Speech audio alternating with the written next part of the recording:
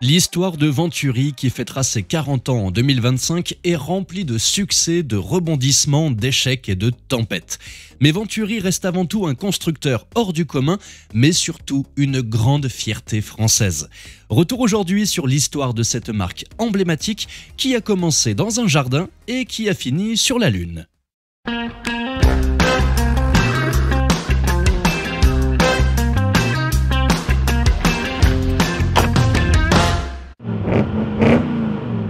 Bonjour à tous et bienvenue pour cette nouvelle vidéo qui aujourd'hui va retracer l'incroyable histoire de cette marque incroyable, Venturi. Avant tout, n'oubliez pas de vous abonner si ce n'est pas déjà fait. Nous sortons 2 nouvelles vidéos chaque semaine retraçant l'histoire automobile. Et cette vidéo a été faite en collaboration avec Ovoco. Ovoco, c'est un site internet qui rend l'achat de pièces détachées super facile. Il vous permet de trouver des millions de pièces d'occasion de qualité et livrées directement chez vous et super rapidement. Et vous avez une garantie de remboursement de 14 jours si jamais la pièce ne convient pas. Donc plutôt que de passer vos journées et vos nuits à chercher la bonne pièce sur internet ou à passer vos week-ends dans les casses ou encore de payer une fortune pour du neuf, Ovoco vous permet de trouver tout ce dont vous avez besoin en un clic et à des prix beaucoup plus abordables. Admettons, vous avez une Lamborghini Murcielago. Pourquoi pas? Et vous avez un de vos répétiteurs de clignotants qui est cassé. Alors vous en cherchez un sur internet et vous en trouvez à 230 €. Oui, fallait peut-être choisir autre chose qu'une Lamborghini. Cela dit, vous avez de la chance car votre Lamborghini a un point commun avec une Ford Focus. En effet, la Ford Focus et la Lamborghini Murcielago ont les mêmes répétiteurs de clignotants. Vous allez donc sur Ovoco, vous entrez la marque de votre voiture, le modèle, et vous trouverez la pièce dont vous avez besoin, dans notre cas un clignotant de Ford Focus, enfin de Lamborghini Murcielago, et magie, 6,99 €. Allez, vendu. Alors si vous avez besoin de pièces détachées pour votre voiture, essayez Ovoco dès maintenant. Le lien à utiliser se trouve juste en dessous dans la description et dans le premier commentaire épinglé sous la vidéo. Et pour débuter le récit de la saga Venturi, commençons donc par son premier modèle. La MVS Venturi 200, plus connue par les amateurs sous le nom de Cup 221. Tout commence en 1983 lorsque Claude Poirot, l'ingénieur, et Gérard Godefroy, le designer, s'ennuient à mourir chez Heuliez. Et l'idée folle de produire leur propre petite sportive les travaille depuis un certain temps. Idée folle sans doute, mais les deux compères s'y collent et réalisent une maquette à l'échelle 1 qu'ils présentent au Salon de Paris 1984 sous le nom de Venturi avec un Y, clin d'œil à l'aventure et à l'effet Venturi avec un I.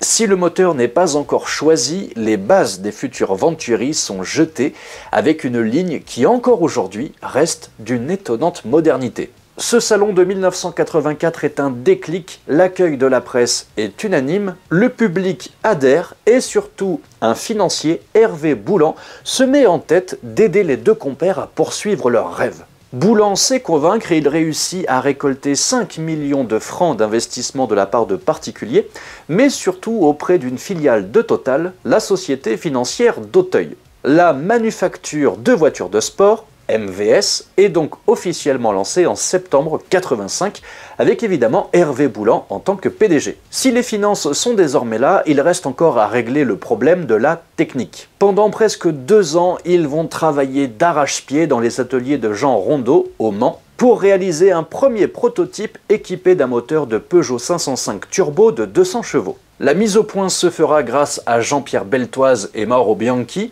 La voiture est présentée en grande pompe au Trocadéro en mai 1986. La presse, là encore, est enthousiaste, mais le moteur Peugeot en fin de vie ne satisfait pas la petite équipe qui jette son dévolu sur le V6 PRV.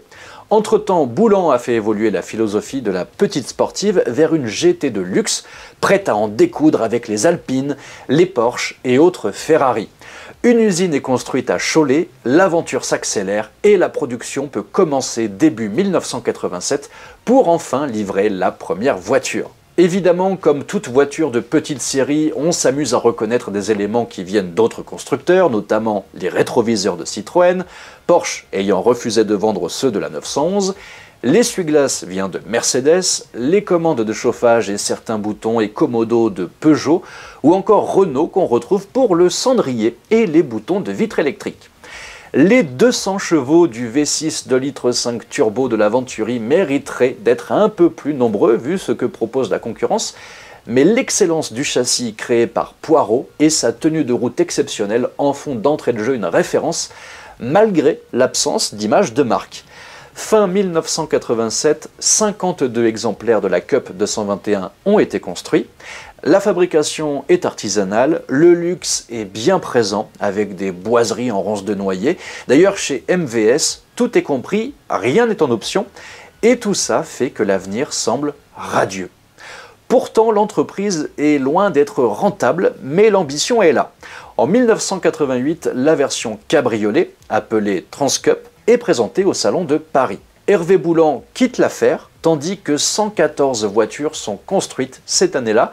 C'est bien, mais pas suffisant pour assurer la survie de l'entreprise. Si les équipes techniques bossent comme des fous pour construire ou faire évoluer la Venturi, du côté de la direction, c'est la course à l'argent.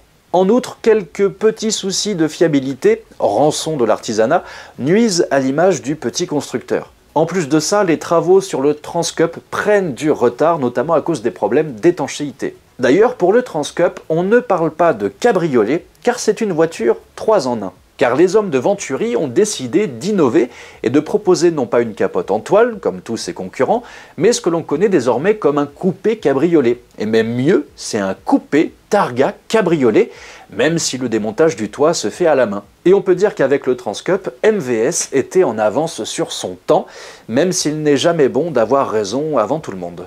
Dès 1987 est donc lancée l'étude du SPD 221, prévue pour le printemps 1988. En effet, à cette époque, MVS commence à s'intéresser à l'exportation et particulièrement au marché nord-américain, friand de modèles découvrables. En 1988 est d'ailleurs créée la North American MVS Incorporation à Miami, en Floride, pour importer les Venturi. Cette société n'est pas une filiale, mais un distributeur indépendant dirigé par le français Jean-Bernard Lasneau. Bref, si tout semble aller bien en ce début 1988, la malchance collera au basque du Transcup. D'abord, le choix d'un toit en dur pose pas mal de problèmes et vient retarder la commercialisation. La voiture ne sortira finalement qu'en 1990, avec 2 ans de retard sur le plan produit. L'étanchéité du toit fait s'arracher les cheveux aux ingénieurs. D'ailleurs, ça restera un problème de la voiture, même si la plupart des problèmes d'étanchéité auront été réglés. Ensuite, même si MVS se fait plutôt discret sur le sujet, le projet États-Unis tombe à l'eau. Difficile d'en savoir les raisons, mais il se trouve que les partenaires de MVS aux États-Unis n'étaient pas spécialement des gens très fréquentables. En effet, le retraité de Floride, c'était le gentil surnom de Jean-Bernard Lasneau, a quelques casseroles. Je vous la fais courte, c'est tout simplement l'un des plus grands trafiquants d'armes du monde, qui d'ailleurs inspirera en partie le personnage de Nicolas Cage dans Lord of War. MVS a donc tout logiquement préféré arrêter les frais avec ses partenaires quand ils se sont aperçus des drôles d'oiseaux que c'était. Finalement, le Transcup ne sera fabriqué dans sa version 200 qu'à 19 exemplaires en 1990. Il fut bien entendu décliné en version 260 chevaux, en 17 exemplaires jusqu'en 1993, et 210 chevaux à 11 exemplaires jusqu'en 1995, et même en version 4 cylindres à 18 exemplaires jusqu'en 1992, destiné notamment à l'Italie, où la fiscalité pour les moteurs de plus de 2 litres de cylindrée était importante. En tout, seuls 65 exemplaires du Transcup furent fabriqués entre 1990 et 1995, loin du succès espéré pour un tel modèle. Mais reprenons notre histoire en 1989, où la manufacture de voitures de sport, MVS donc, après des années à courir après l'argent, trouve enfin son mécène en la personne de Didier Prima. Ce riche héritier dirige le groupe Primwest, chargé d'investir les immenses revenus issus des services pétroliers. En fait, il s'agit surtout pour ce grand passionné un poil excentrique d'investir dans ses délires. Déjà actionnaire à hauteur de 36% dans les automobiles de la Chapelle, il a aussi investi dans l'hôtellerie de luxe, notamment aux États-Unis, où il cherche à créer un domaine idéal autour d'un parcours de golf en Virginie. Baptisé modestement Primland, il est situé sur un terrain de 12 000 hectares acheté en 1977. Il détient 92% du capital de Venturi et il prend une première décision, celle de nommer un nouveau PDG, Xavier de la Chapelle, le fondateur de la marque éponyme. Les ambitions pour Venturi sont grandes à ce moment-là, d'ailleurs maintenant on ne l'appelle plus MVS, mais Venturi, et il est même décidé de construire une nouvelle usine pour accompagner l'inévitable explosion de la marque, enfin c'est ce qu'on pense. En effet, en 1989 est présentée la 280 SPC pour 100 pots catalytiques, une version de la 221 Cup boostée à 260 chevaux, dénommée en interne Cup 521. Enfin, on propose aux clients une puissance suffisante pour profiter de l'excellent châssis de la Venturi. 60 exemplaires de ce nouvel opus de la saga trouveront preneur entre 89 et 90. La 280 SPC enthousiasme la presse et malgré le manque d'images, on y voit déjà une concurrente à la française, des Porsche et des Ferrari. La 280 SPC, qui sera renommée 260 SPC, était une ultime série avant le passage légal au pot catalytique. En effet, courant 1990, le passage au pot catalytique pour les automobiles de plus de 2 litres de cylindrée devenant obligatoire, la Cup 521 y passe aussi, devenant 260 APC pour avec pot catalytique, tout simplement. Et contrairement à beaucoup de ses contemporaines, la 260 réussira à conserver une puissance identique de 260 chevaux. La Venturi 260 sera construite jusqu'en 1994 à 70 exemplaires. En 1991, l'entreprise a toujours de grandes ambitions et avec son allié de la Chapelle, elle ambitionne de produire un monospace, mais un monospace de luxe et de sport, le Parcours. Elle envisage aussi une plus grosse production des coupés et Transcup 210 et 260. Et pour faire face à ces ambitions très optimistes, Venturi quitte Cholet pour une plus grande usine en Loire-Atlantique. Le département et la région ont tout fait pour attirer l'attention du petit constructeur qui, en échange de la promesse de création d'emplois, se voit offrir un circuit entièrement financé par les pouvoirs publics. Ce circuit de l'Atlantique, aujourd'hui fait de Bretagne, coûtera la bagatelle de 10 millions de francs. Et pour en revenir un instant sur le monospace Parcours, en tout, seulement 3 exemplaires seront construits. Un premier, non roulant, une maquette dotée d'un moteur, un V12 Jaguar développant 273 chevaux. Un deuxième, roulant mais non homologué, doté d'un V8 5 litres Mercedes de 326 chevaux, à la vitesse de pointe de 240 km/h, qui sera présenté au Salon de Genève en 1992, et un troisième exemplaire, en tout point identique au dernier, mais qui lui était homologué. Les 2 modèles roulants sont dotés d'une transmission intégrale qui, au dire d'un de ses propriétaires, permet des performances étonnantes pour un tel engin. Sur ces 2 engins roulants, il existe 2 configurations. L'exemplaire numéro 2 non homologué dispose à l'arrière de 4 sièges face à face, comme dans un salon, tandis que l'exemplaire numéro 3 homologué dispose de 2 rangées de sièges à l'arrière. Et on dit que ce 3e exemplaire servit au cadre du groupe Primwest pendant quelques temps. Bref, pour célébrer son installation sur les rives de la Loire, Venturi va lancer une série limitée de la 260, la 260 Atlantique. Sa particularité, un gain de 165 kg par rapport à la 260 d'origine, grâce notamment à l'abandon de toute trace du luxe présent sur les Venturi pour se parer de carbone, de sièges baquets Recaro et se priver de clim ou de roue de secours. Cette version est aujourd'hui particulièrement recherchée, surtout qu'elle est rare. Seuls 25 exemplaires auront été construits. Viendra ensuite la série limitée 260 LM, célébrant l'engagement de Venturi aux 24 heures du Mans. Malheureusement, même les plus belles machines peuvent se gripper, et l'imprévu arriva. La guerre du Golfe embrase le Moyen-Orient et désormais l'heure n'est plus à l'euphorie, aussi bien chez les clients que chez Venturi. Les commandes sont suspendues ou pire, annulées. Mais pour l'instant, Didier Prima est encore là. Il continue à financer à perte sa danseuse et trouvera une drôle de solution pour essayer de relever Venturi. L'objectif pour 1992 est fixé, vendre 150 voitures. L'objectif pour 1993 est lui aussi fixé, vendre 300 voitures. Et pour y arriver, l'idée majeure retenue par la direction de la marque est simple, se faire un nom en Formule 1. Rien que ça. Et comme par hasard, ça tombe bien, l'écurie de l'ex-directeur sportif de Renault, Gérard Larousse, est en redressement judiciaire. L'investissement de Venturi sera bienvenu, sauvant l'écurie de la faillite, du moins provisoirement.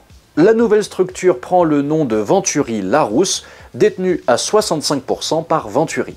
Les Formule 1 portent désormais le logo Venturi, mais les châssis sont toujours réalisés en Angleterre et les moteurs sont toujours des V12 Lamborghini.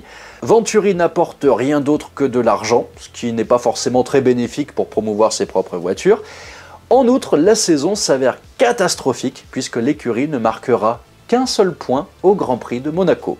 Et pendant ce temps-là, les ventes ne décollent pas, avec certes un chiffre d'affaires de 45 millions de francs, mais un déficit de 30 millions. Mais chez Venturi, tous ne sont pas d'accord avec cette décision d'aller s'engager en Formule 1, et notamment Claude Poirot, qui travaille actuellement sur une version bodybuildée de la 260 avec une idée géniale. Développer une voiture de course, la vendre à de fortunés gentlemen drivers et organiser un championnat. C'est ainsi que naîtra la 400 Trophy avec son V6 PRV de 3 litres porté à 408 chevaux. Le succès de la formule permet à Venturi de maintenir la tête hors de l'eau. Entre-temps, comme c'est toujours le bordel financièrement, les actionnaires de Venturi ont décidé de mettre un petit peu d'ordre dans tout ça. Didier Prima s'en va et Venturi embauche son nouveau PDG, Yann Dalziel, qui va faire un bon gros ménage. Pour l'exercice 1992-1993, on assiste donc à des licenciements massifs. L'effectif est quasiment divisé par 2. Et on assiste également à de gros déstockages sur les voitures, histoire de rendre la mariée un petit peu plus belle. Début 1994, la société est vendue à la compagnie maritime de participation, détenue à 51% par Hubert O'Neill et à 49% par l'industriel brestois Louis Bopp, et reçoit un investissement de 5 millions de francs. Puis on donnera naissance à la version routière de la 400 Trophy, la 400 GT, voiture française de série la plus puissante jamais produite, avec 408 chevaux. Les derniers exemplaires de la 260 sont vendus comme une série limitée entre 93 et 94 à 33 exemplaires. Et là, à la fin de l'exercice 1993-1994, c'est le mimi, c'est le rara, c'est le miracle. Alors certes, le chiffre d'affaires est plus petit, il est tombé à 24 millions de francs. La production se monte à 35 voitures seulement, mais pour la première fois de sa vie, Venturi dégage un bénéfice de 1 million de francs. Dans la foulée, la Venturi Atlantic 300 est présentée au public en 1994, mais ne sera pas commercialisée avant mai 1995. Pas de doute, la voiture est sublime, une évolution en douceur de sa devancière la 260, gagnant en rondeur et en performance, puisqu'elle reçoit un V6 PRV turbocompressé de 3 litres, développant cette fois-ci 281 chevaux. L'avenir semble radieux pour la marque, enfin presque. Alors que Venturi tablait sur un chiffre d'affaires de 45 millions, la petite entreprise est lâchée par son unique banquier qui ne veut pas financer la dette fournisseur de 5 millions de francs. Alors certes, il est vrai que le développement de la 300 Atlantique a coûté plus cher que prévu et que les effectifs sont encore trop nombreux. Mais pour Venturi, c'est la tuile. La marque commençait à peine à se faire un nom et une réputation sportive en endurance. Ses modèles se renouvelaient. La santé financière n'était pas si catastrophique et les clients en revenaient peu à peu. Mais Hubert O'Neill n'a pas les reins assez solides et les banquiers sont frileux de savoir qu'il n'y a plus un riche héritier comme Prima pour éponger les dettes. Venturi doit donc de nouveau déposer le bilan fin 1995. Après avoir tenté des rapprochements avec des grands constructeurs, et notamment français, mais sans succès, Hubert O'Neill n'a pas pu trouver de solution et Venturi est placé en liquidation judiciaire en 1996. Et c'est un groupe thaïlandais qui reprend l'affaire la même année, Nakarin Benz, un gros importateur de véhicules de luxe en Asie du Sud-Est. Mais revenons à la 300 Atlantique, c'est justement en 1996 qu'elle est enfin commercialisée. 19 exemplaires seront vendus cette année-là. C'est bien, mais pas assez pour rentabiliser l'entreprise, et en 1997, seuls 20 exemplaires seront vendus. La plateforme reprend celle de la 400 Trophy rallongée, autant dire qu'il s'agit d'une référence, et la 300 sera reconnue pour son excellente tenue de route. À l'arrière, on retrouve donc le sempiternel V6 PRV gavé par un turbo, développant 281 chevaux, soit 21 de plus que la précédente Venturi 260. Malgré d'excellentes performances, l'Atlantique est avant tout une GT de grand luxe et son intérieur est digne des meilleures limousines anglaises. Mais outre un manque d'image flagrant, d'autant que la compétition a été abandonnée pour des raisons d'économie, on reproche à cette Atlantique un manque de noblesse mécanique. En 1998, seuls 6 exemplaires sont vendus. Cette même année, on limite les dégâts avec la production de 3 exemplaires d'une version automatique sans turbo, utilisant le nouveau moteur V6 Peugeot ES9, développant 210 chevaux. Ces versions automatiques ont pour mission de conquérir l'Asie. De toute façon, on sait désormais qu'il faudra changer de moteur, le V6 PRV prenant sa retraite. Venturi décide donc de produire une nouvelle version de son vaisseau amiral. La marque s'adresse au spécialiste belge Alvan Motors pour réaliser une version biturbo de l'ES9 et ainsi naquit la 300 Atlantique biturbo qui proposait pas moins de 310 chevaux. Et en 1999, 16 versions biturbo seront fabriquées.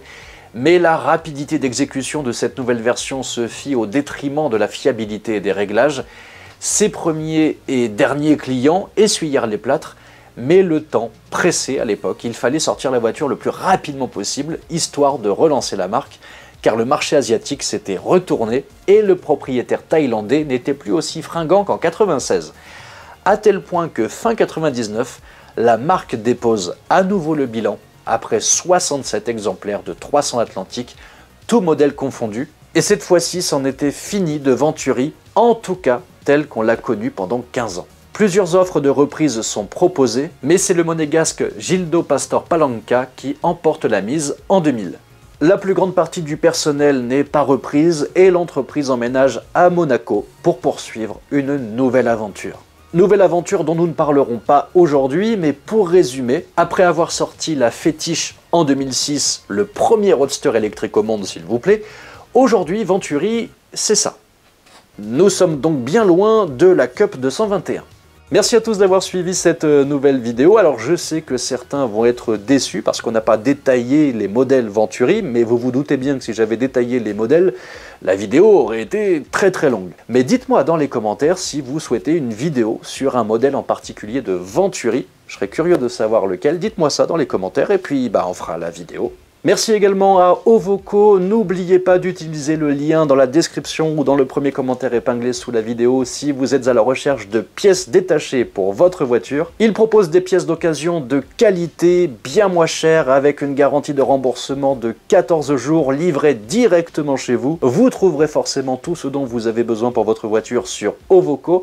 Utilisez bien le lien qu'il y a juste en dessous. Et puis aussi, on peut trouver plein de choses sur Ovoco qu'on galère parfois à trouver pour des voitures un petit peu plus spécifiques, un petit peu plus rares. Et quant à moi, je vous dis merci, à la prochaine. Ciao!